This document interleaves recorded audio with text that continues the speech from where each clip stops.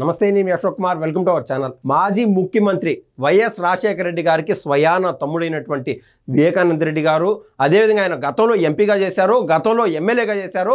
ముఖ్యంగా పులివెందుల వాసికి అత్యంత సుపరిచితుడు, అజాత శత్రువుగా ఆయనకంటూ ఒక గొప్ప పేరే ఉంది.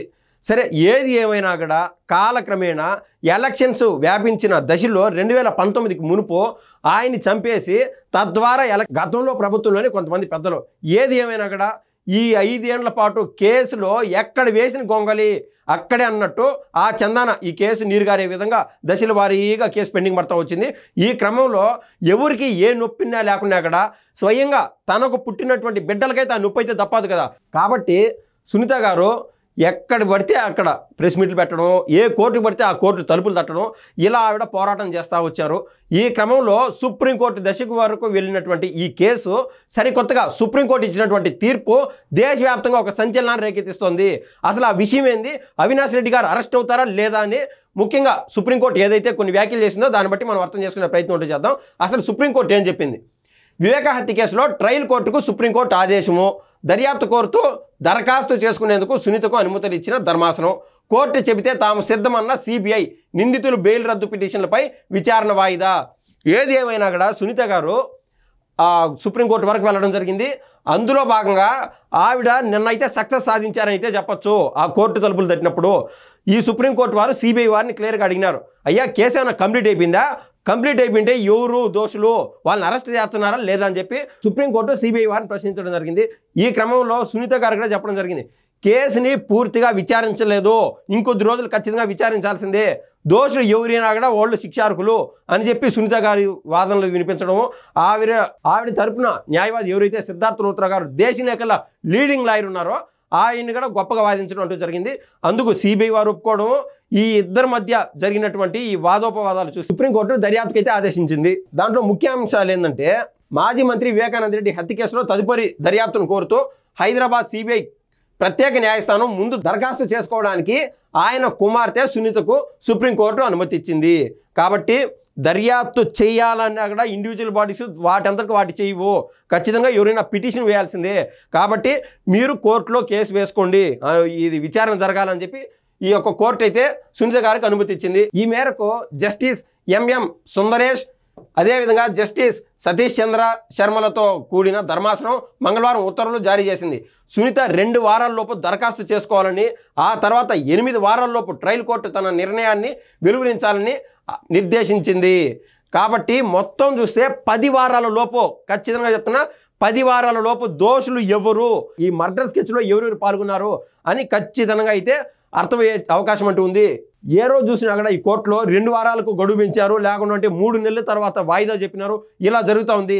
ఈ కేసు అయితే 5 ఏళ్ల పాటు నానింది. కాబట్టి ఈ క్రమంలో ఈ కేసుకి సునీత వరకు ఫేవర్ వచ్చే అవకాశం ఉంది. ఎవరైతే వైఎస్ వివేకానంద రెడ్డి గారిని చంపేశారో వాళ్ళు శిక్షార్హులు, ఈ జన్మలో చేసినటువంటి కర్మ ఈ జన్మలోనే అనుభవించే విధంగా ఎవరైతే దీంట్లో దోషులుగా చెప్పబడుతున్నారో, ఇప్పుడు పెద్ద పెద్ద పోస్టుల్లో కూడా ఉన్నారు, ఎంపీ స్థానాల్లో కూడా ఉన్నారు, వాళ్ళు ఖచ్చితంగా శిక్షింపబడతారని అయితే రాష్ట్ర ప్రజలకైతే అర్థమయ్యేటువంటి విషయం. ఇంకా కేసులో నిందితులు వైఎస్ అవినాష్ రెడ్డి, వైఎస్ భాస్కర్ రెడ్డి, శివశంకర్ రెడ్డి, మరికొందరు బెయిల్ రద్దు చేయాలంటూ సునీత సిబిఐ వేసిన పిటిషన్లపై విచారణ 3 నెలలకు వాయిదా వేసింది. ఇందాక మనం చెప్పినట్టే జరిగింది.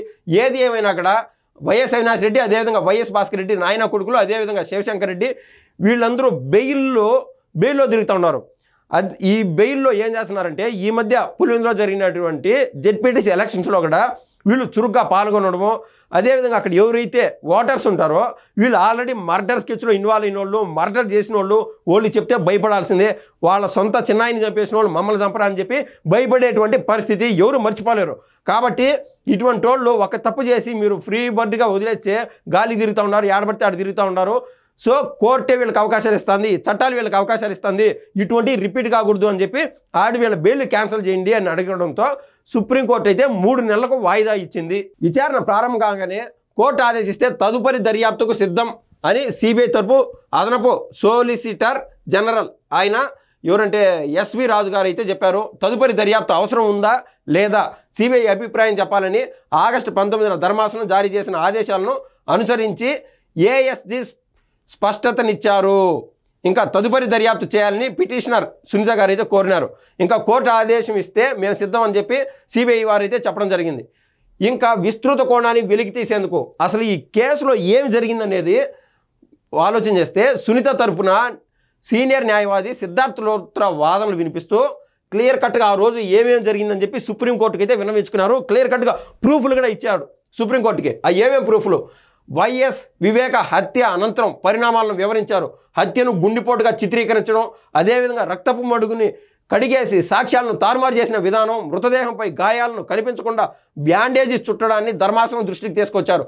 సంబంధిత ఫోటోలను చూపించారు. బాధ్యులైన నిందితుల బెయిళ్లు రద్దు చేయడంతో పాటు ఈ కేసు తదుపరి దర్యాప్తు కోరుతున్నట్లు చెప్పారు.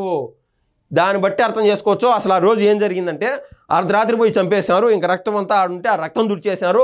ఇంకా ఎవరికి ఆ బాధలు ఉన్నాయి లేకుండా కూడా కనబిడ్డలకైతే తప్పదు కదా. కాబట్టి ఈయన్ని ఎవరైతే చనిపోయినారో ఆ మనిషిని తీసుకొని పోయి స్వయాన ఇప్పటి ముఖ్యమంత్రి అయినటువంటి జగన్మోహన్ రెడ్డి గారి సతీమణి భారతిరెడ్డి గారు ఎవరైతే ఉన్నారో వాళ్ళ ఆయనకు ఒక హాస్పిటల్ ఉండేది. ఆయన హాస్పిటల్కి దొడుకొని పోయి ఆయనకు కుట్లేపించి మళ్ళీ తీసుకొచ్చి గుండెపోటుగా చిత్రీకరించారు. ఏది ఏమైనా కూడా సునీత గారు అక్కడ మృతదేహం వద్దకు వెళ్ళినప్పుడు రక్తం ఉన్నది. గుండెపోటు అయితే మళ్ళీ రక్తం యానించి వచ్చింది. తలపైన ఎక్కడ పడితే అక్కడ రక్తం ఆ కాటన్ గుట్టలోకి అయింది. సో ఆవిడకంటూ డౌట్ వచ్చింది. తద్వారా ఈ కేసు అంటూ మూవ్ ఆన్ అయిపోయింది. మళ్ళీ కాలక్రమేపీ 2-3 ఆల్రెడీ చచ్చిపోయినారు. ఈవెన్ నేను ఇందాక ఎవరైతే డాక్టర్ అన్నానో స్వయాన భారతిరెడ్డి గారు తండ్రి ఆయన కూడా చచ్చిపోవడం జరిగింది. ఆ రోజైతే ఒక సినిమాటిక్ ఫక్కీలో చచ్చిపోయినాడు. ఏది సిబిఐ వారు మన రాష్ట్రానికి ఎంటర్ అవుతున్నారు. ఆ రోజా మరుసటి రోజా ఈ లోపు ఆయన రాత్రి చనిపోయినాడు. సో ఈ కేసులో ఏదో దాగి ఉందని చెప్పి సుప్రీంకోర్టు వరకు సిద్ధార్థ్ లోత్రా గారు అయితే తీసుకెళ్లినారు. ఇంకా ఈ కేసులో తొలుత రాష్ట్ర పోలీసుల ఆధ్వర్యంలోని సిట్ దర్యాప్తు జరిపి 3 అరెస్ట్ చేసింది. సంఘటన జరిగిన 90 రోజుల్లో ప్రభుత్వం మారిపోయింది. తర్వాత సునీత సోదరుడు సీఎం అయ్యారు. ఎవరో స్వయాన జగన్మోహన్ రెడ్డి గారి గురించి ఆయన చెప్తున్నాడు. వారి ప్రభుత్వంలో సిట్ సకాలంలో ఛార్జ్షీట్ దాఖలు చేయకపోవడంతో 3 నిందితులకు డిఫాల్ట్ బెయిల్ వచ్చింది. దీన్ని బట్టి అర్థం చేసుకోవచ్చు కేసులో స్వయాన వాళ్ళ చిన్నాన అంటే తండ్రితో సమానమైనటువంటి చిన్నాన్న చచ్చిపోతే సరే చిన్నాన్న పైన ప్రేమ ఉండదు లేదు పక్కన పెట్టు. వాళ్ళ ఆడబిడ్డ సునీత కదా పోయి అన్న ఈ నాయన చచ్చిపోయినాడు ఎట్టనా అది ఇది అని అడిగినప్పుడు కనీసం కనికరం లేదు జగన్మోహన్ రెడ్డి గారికి. దేశంలో ఎక్కడా లేని విధంగా కేసులో పిహెచ్డి చేసినటువంటి జగన్మోహన్ రెడ్డి గారు గత 13-12 ఏళ్లుగా బెయిల్ పైన తిరుగుతూనే ఉన్నాడు. అటువంటిది ఏ కేసులో ఏం జరుగుతుందో ఆయనకి ఎందుకు తెలీదు. కాబట్టి సకాలంలో కన్నా ఛార్జ్షీట్ కన్నా దాఖలు చేసినంటే ఆ 3కి బెయిల్ వచ్చేదే కాదు. అంత ఫ్రీగా వాళ్ళు తిరిగేవాళ్ళే కాదు. సో జగన్మోహన్ రెడ్డి గారికి వాళ్ళ చెల్లెలికి న్యాయం చేయాలని ఏ మాత్రం లేదు. అసలు చేసింది ఎవరు అనేది ఆటోమేటిక్గా సుప్రీంకోర్టు అనేది కనిపెడుతుంది లేకనే. సో ఏది ఏమైనా కూడా జగన్మోహన్ రెడ్డి గారు అనే అతను సేఫ్. ఇంకా మధ్యలో ఎవరైతే ఇన్వాల్వ్ అయినారో వాళ్ళు అయితే జైలుపోవడం ఖచ్చితంగా మన కంటికైతే కనిపిస్తూనే ఉంది. ఈ కేసు తొలి దశలో, రెండో దశలో 2020 జనవరిలో కేసు దర్యాప్తును సిబిఐకి అప్పగించాలని హైకోర్టును ఆశ్రయించాం. ఈ మేరకు సిబిఐకి అప్పగిస్తూ హైకోర్టు మార్చిలో ఉత్తర్వులు ఇచ్చింది. జైల్లో సిబిఐ దర్యాప్తు మొదలుపెట్టింది. 2021 అక్టోబర్, 2022 జనవరి, అదేవిధంగా 2023 జూన్ 3 ఛార్జ్షీట్లు దాఖలు చేసింది. ఆ సమయంలోనే సుప్రీంకోర్టు ఈ కేసు ట్రయల్ను ఏపీ కోర్టు నుంచి తెలంగాణ కోర్టుకు బదిలీ చేసింది. ఇంకా 2023 ఏప్రిల్ 30 లోపు ఇందులో ఉన్న విస్తృత కోణాన్ని వెలికి తీయాలని ఆదేశించింది అని ఈయన సిద్ధార్థ్ లోత్రా గారు అయితే వివరించారు. ఇంకా విచారణకు అవినాష్ రెడ్డి సహకరించడం లేదు.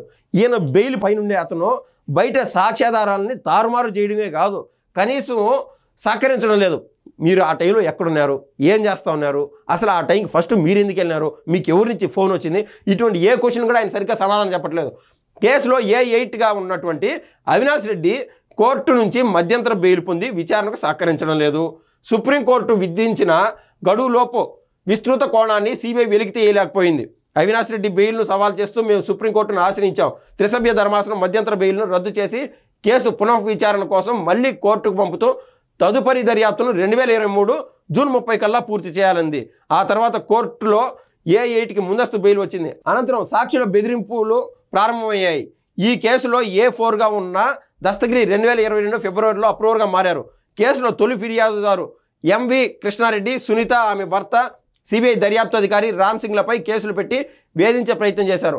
ఈ కేసును సుప్రీంకోర్టు గత విచారణలో కొట్టేసింది. ఈ కేసులో విస్తృత కోణాన్ని వెలికి తీసేందుకు తదుపరి దర్యాప్తుకు కొనసాగించాలని సునీత కోరుతున్నారని లోత్రా గారు ధర్మాసనానికి అయితే తెలిపారు.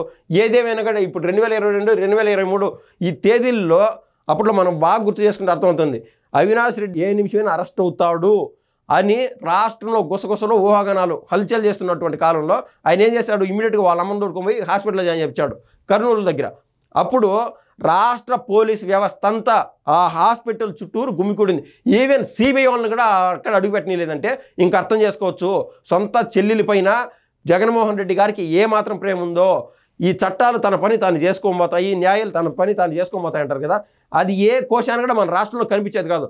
ఎంతసేపు తమ్ముడి పైన అంత ప్రేమ అభిమానం, అది ఎందుకో తెలియదు. స్వతహాగా సొంత చెల్లెలికే అంత అభిమానం ఇవ్వనటువంటి జగన్మోహన్ రెడ్డి గారు అవినాష్ రెడ్డి గారికి అంత ప్రేమాభిమానాలు పంచడానికి గల ముఖ్య కారణం ఏందో ఎవరు అంచనా వేసినా అర్థమైపోతుంది. ఆ కేసులో ముఖ్యంగా ఎవరున్నారు, ఎవరి ఆలోచన ప్రకారం ఇది జరిగిందని minimum basic common sense with హ్యూమర్తో ఆలోచన చేస్తే ఎవరికైనా అర్థమైపోతుంది ఇట్టే. ఇంకా కొన్ని కీలకమైన విషయాలు అయితే మనకు ఎక్కడైతే కనిపిస్తుంది. నిందితులు విచారణ ముందుకు సాగనించడం లేదు, డిజిటల్ ఫైళ్లు ఓపెన్ కాకపోవడంతో జాప్యానికి యత్నిస్తున్నారు. ఇంకో పక్క అప్రూవర్గా దస్తగిరి తప్పుడు కేసులో ఇరికించి జైలుకు పంపారు. A8 ప్రోద్బలంతో A5 శివశంకర్ రెడ్డి కుమారుడు డాక్టర్ చైతన్య రెడ్డి జైలుకి వెళ్ళి దస్తగిరిని బెదిరించారు. అందువల్ల A5 A8ల బెయిళ్లు రద్దు చేయాలని సునీత దీర్ఘకాలిక పోరాటం. రాష్ట్ర పోలీసులు ఈ విధంగా చైతన్య రెడ్డిపై FIR నమోదు చేశారు. అతను కోర్టుకు వెళ్లడంతో హైకోర్టు స్టే ఇచ్చింది.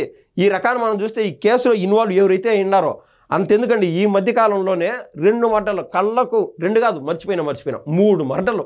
అవి ఏమిటి అంటే, ఆ రోజు వివేకానంద రెడ్డి గారి ఇంటికి కాపలాగా ఉన్నటువంటి ఒక ఆయన్ని చంపేశారు, ఒక ముసలాయన్ని పాపం.